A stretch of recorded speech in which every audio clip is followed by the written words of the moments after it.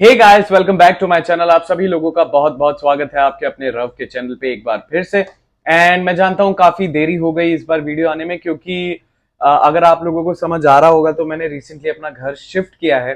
तो शिफ्टिंग में एंड आप लोगों को तो पता है कितनी मेहनत लगती है, कितना टायरिंग प्रोसेस होता है। उसी प्रोसेस में इतना ज्यादा टाइम लग गया। अदरवाइज मैंने सोचा था इस बार वीडियो थोड़ा जल्दी डाल दूंगा। थैंक यू सो मच, आप लोग मेरे वीडियो का इतना वेट करते हैं, सो उसके लिए थैंक यू।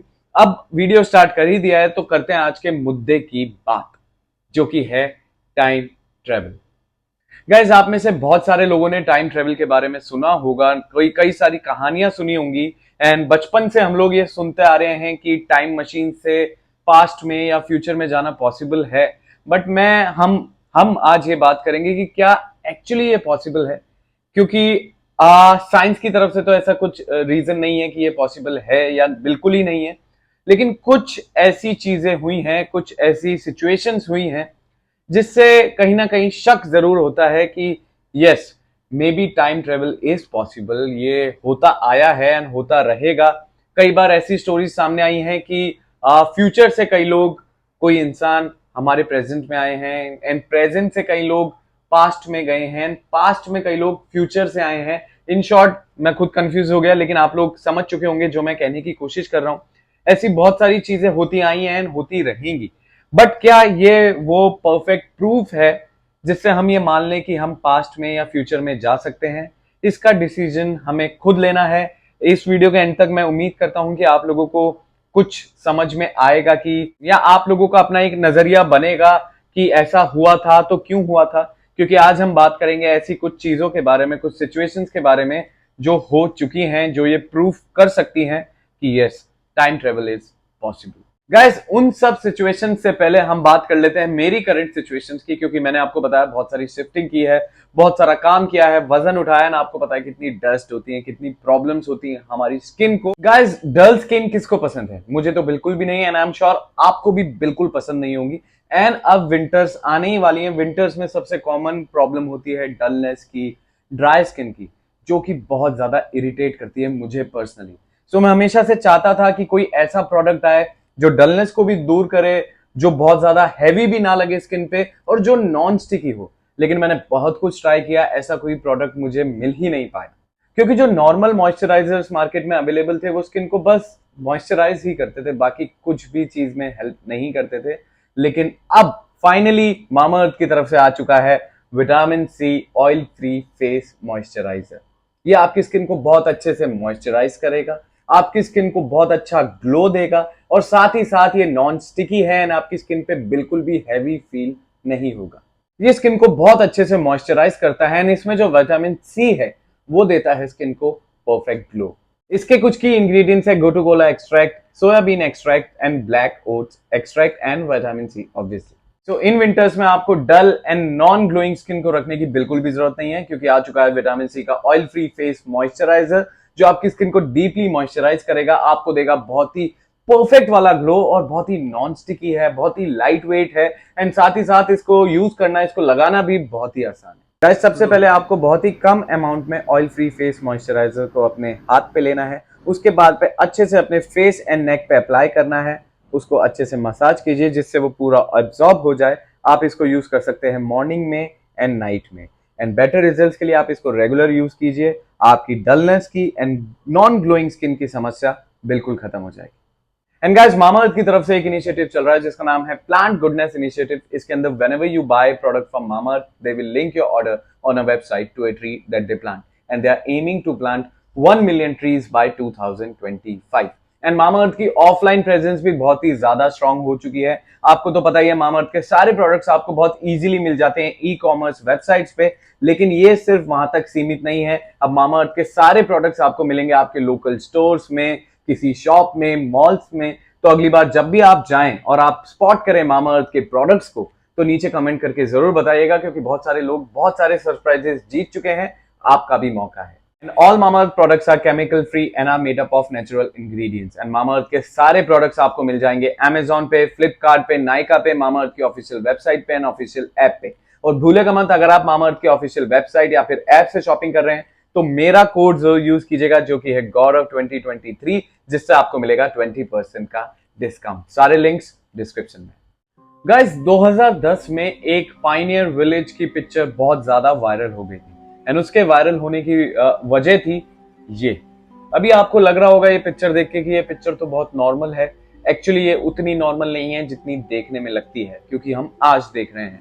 लेकिन हम इस बात को जान लेते हैं कि ये पिक्चर ली गई है 1941 में एंड ये पिक्चर तब ली गई है जब साउथ फोर्क ब्रिज की रीओपनिंग थी। गाइस अब गौर कीजिएगा, इस बात को समझ लें कि ये पिक्चर ली गई है 1941 में, यानी कि आज से ऑलमोस्ट 80 इयर्स बैक, 80 साल पहले ये फोटो ली गई थी। अब आप इस इंसान पे गौर से नजर डालिए। इसका जो पहनावा है ये उस समय के हिसाब से नहीं है। आप ध्यान से देखेंगे तो इसने एक प्रिंटेड टी शर्ट पहनी हुई है, उसके ऊपर एक जैकेट टाइप कुछ है एंड एकदम मॉडर्न सनग्लासेस है। अब आप इनके आसपास के लोगों को देखेंगे तो उन्होंने एप्रोप्रिएट कपड़े पहने हैं जो कि 1941 या उस जमाने में पहना करते थे। आई एम नॉट श्योर कि उस वक्त ऐसे सनग्लासेस की मैन्युफैक्चरिंग हुई भी थी। तो ये पिक्चर एक सवाल हमसे पूछती है कि ये इंसान था कौन, जिसका जो पहनावा है वो एकदम प्रेजेंट की तरह है जैसे कपड़े हम लोग आज पहनते हैं।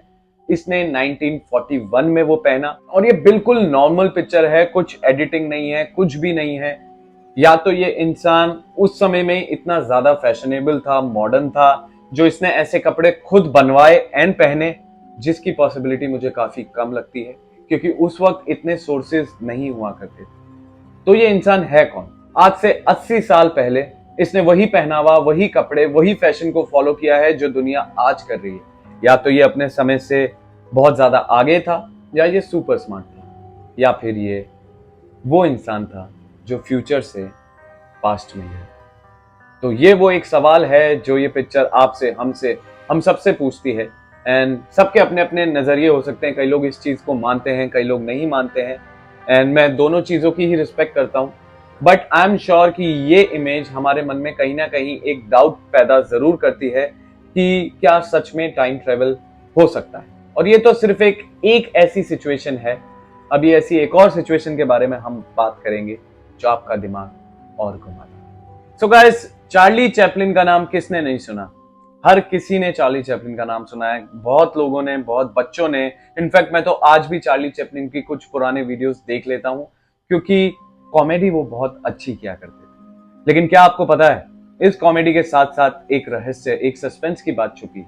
एक ऐसी चीज कैमरे में कैद हो गई जिसने सबको हिला कर रख दिया। 1928, ऑलमोस्ट आज से 90 इयर्स पहले, ऑलमोस्ट 100 साल पहले आप कह सकते हैं, अगर 5-6 साल बाद में ये वीडियो बनाऊं तो लगभग 95 इयर्स, 90 इयर्स पहले एक ऐसी चीज हुई जिसका जवाब आज तक किसी को नहीं मिला।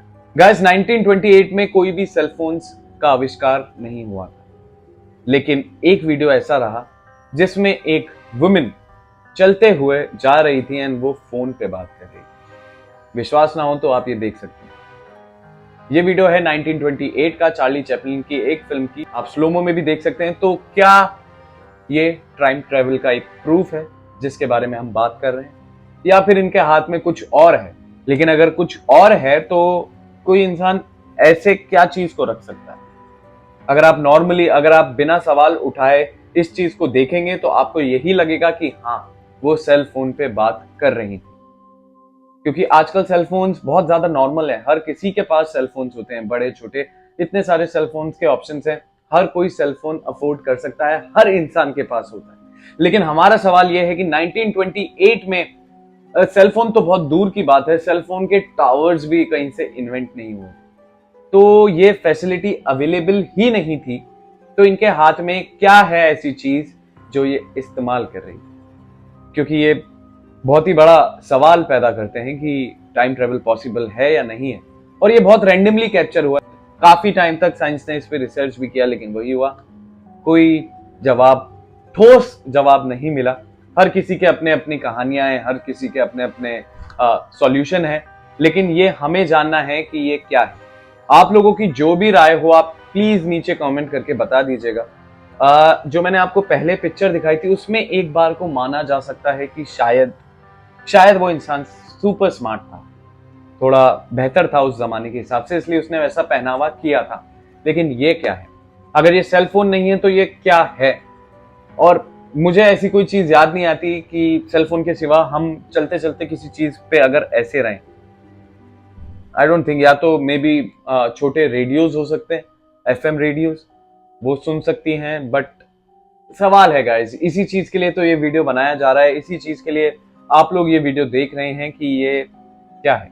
आपको जो भी लगता है, पहली सिचुएशन, दूसरी सिचुएशन या जो तीसरी मैं बताऊंगा, आप नीचे कमेंट करके बताना कि आपका क्या नजरिया है इसको देखने का। बट यस, मेरा ये नजरिया है कि ये वो एक अमेजिंग प्रूफ है जो इस चीज की संभावना जताता है कि टाइम ट्रेवल इज पॉसिबल। अब बात कर लेते हैं 1938 की एक फिल्म की। ये सिचुएशन काफी हद तक सिचुएशन 2 से मिलती जुलती है, लेकिन ये उसको और ज्यादा प्रूव कर देती है, उसको और ज्यादा क्लियर कर देती है। एक अननेम्ड फिल्म थी, 1938 में रिलीज हुई थी, एंड इसमें भी सेम सीन सामने आया। ये फिल्म का सीन है। तो या तो डायरेक्टर बहुत ही ज्यादा सुपर स्मार्ट थे, अहेड ऑफ दैट टाइम थे, जिन्होंने ये सिचुएशन एक्ट्रेस को बताई होगी कि आप फोन पे बात करते आ रहे हो। लेकिन गाइस, सच तो ये है कि उस वक्त फोन जैसी कोई भी चीज इन्वेंट ही नहीं हुई। फोन, सेल फोन्स का इन्वेंशन हुआ था 1973 में, यानी कि इस फिल्म के करीब 35 साल बाद, 35 इयर्स के बाद में सेल फोन जैसी किसी चीज को बनाया गया था। तो 35 इयर्स पहले ये सिचुएशन डायरेक्टर के या एक्ट्रेस के दिमाग में कैसे आ सकती है कि हम एक कुछ ऐसा कर सकते हैं जिस पे हम बात करें, क्योंकि ये चीज तो सोच से भी परे है। हम सोच भी नहीं सकते। अभी हम लोगों को सोचने में आसानी होगी क्योंकि हम जानते हैं सेल फोन से ये कर रहे हैं, हम बात कर रहे हैं। लेकिन उस वक्त सोचिए, कोई ऐसी चीज जो एग्जिस्ट ही नहीं करती, उस चीज का अंदाजा लगाना कैसे पॉसिबल है। इसमें आप क्लियरली देख सकते हैं, बिल्कुल क्लियरली देख सकते हैं कि वो फोन पे बात ही कर रही हैं। तो ये पॉसिबल कैसे? सेल फोन के इन्वेंशन से 35 साल पहले किसी ने ये गेस कर दिया कि हम ऐसा कुछ करने वाले हैं या फ्यूचर में जाके ऐसी कोई चीज आने वाली। तो बहुत सारे सवाल उठते हैं इन सब चीजों को देख के, इन सारी सिचुएशंस को देख के, कि ये पॉसिबल कैसे हो सकता है। पहला, उस इंसान का पहनावा, उसके बाद में चार्ली चैपलिन का वो एक फुटेज, उसके बाद में 10 साल बाद, उसके 10 साल बाद वापस एक ऐसा फुटेज। लेकिन ये पॉसिबल कैसे है गाइस? इन लोगों ने 40-50 साल पहले कैसे अंदाजा लगा लिया कि आगे चलकर सेलफोन जैसी कोई चीज होने वाली है? तो अब मैं ये सवाल आप पे छोड़ देता हूं कि क्या टाइम ट्रेवल पॉसिबल है, या ऐसा कभी आपको फील हुआ है? हाँ गाइस, एक चीज जरूर एग्जिस्ट करती है जिसको हम डेजा वू भी कहते हैं। कई बार आपके साथ ये हुआ होगा जब आपको लगा होगा ये सिचुएशन का हिस्सा आप पहले रह चुके हैं, या ये एग्जैक्ट सीन आप पहले देख चुके हैं। बट उसका टाइम ट्रेवल से कुछ लेना देना है या नहीं है, इसका मुझे अंदाजा नहीं है। एंड उस पर मैंने काफी रिसर्च किया था, एंड साइंटिफिकली उसमें एक रीजन है जो मैं आपको किसी और वीडियो में आपको बताऊंगा। एंड रीबर्थ की बहुत सारी कहानियां आप लोगों ने सुनी होंगी, पुनर्जन्म जिसको कहते हैं। एंड गाइस, पुनर्जन्म की कहानी साइंस माने या ना माने, मैं जरूर मानता हूं, क्योंकि मैंने अपनी आंखों के आगे एक ऐसी कहानी देखी है जिससे मुझे ना चाहते हुए भी उस चीज पे विश्वास करना पड़ा। बहुत लंबी कहानी है, इतनी जल्दी इस वीडियो में तो मैं नहीं बता पाऊंगा। अगर आप सुनना चाहते हैं तो नीचे कमेंट करके बता दीजिएगा। एंड वो बहुत ही इंटरेस्टिंग कहानी है, और वो वेल प्रूवन कहानी है कि यस, पुनर्जन्म होता है, अदरवाइज ये चीज पॉसिबल ही नहीं है। एक छोटे से बच्चे को ये कैसे पता कि वो पिछले जन्म में कहाँ रहता था, क्या करता था, उनकी वाइफ कौन थी, उनके बच्चों के नाम क्या है, एग्जैक्ट घर का एड्रेस क्या है, ये सब चीजें एक 5-6 साल के बच्चे को कैसे पता हो सकती? तो ये वो चीजें हैं जो रीबर्थ को तो बिल्कुल प्रूव कर देती है मेरी नजर में। लेकिन आज का जो हमारा टॉपिक था वो था टाइम ट्रेवल। एंड मैंने कुछ सिचुएशंस आपके सामने रखी जो एक्चुअली दुनिया में हो चुकी हैं। आप मुझे बताइएगा, क्या आपके साथ ऐसा कभी कुछ हुआ है या कभी आपने कुछ सुना है? तो मैं नीचे कमेंट बॉक्स में आप लोगों का इंतजार कर रहा हूं, मैं रिप्लाईज भी करता हूं। तो नीचे कमेंट करके बता देना कि ये वीडियो आपको कैसा लगा, एंड आप अपनी कोई कहानी शेयर करना चाहें, या आप मेरी नहीं, मतलब जो रीबर्थ की कहानी मुझे पता है वो सुनना चाहें, तो मैं इंतजार करूंगा कमेंट बॉक्स में। अगर आप चाहते हैं मुझे इंस्टाग्राम पे फॉलो करना, तो आप चाह सकते हैं मुझे इंस्टाग्राम पे फॉलो कर सकते हैं, कुछ भी एडवाइस दे सकते हैं। ये मेरी टीम जो कि एक ही बंदे की है, अक्षय शर्मा, जो बहुत मेहनत करते हैं हमारे वीडियोस के लिए, उनका इंस्टाग्राम है, वहां जाके फॉलो कर सकते हैं, मैसेज कर सकते हैं और नीचे कमेंट बॉक्स में आ सकते हैं, कमेंट्स लिख सकते हैं, अपनी राय लिख सकते हैं, मैं रिप्लाई करूंगा तुरंत। ठीक है गाइस, चलता हूं, मिलते हैं हमारे अगले वीडियो में। उम्मीद करता हूं कि आपको ये वीडियो अच्छा लगा होगा और अगर आप चाहते हैं मामाअर्थ का वो अमेजिंग सा प्रोडक्ट तो उसका लिंक डिस्क्रिप्शन में। Take care guys.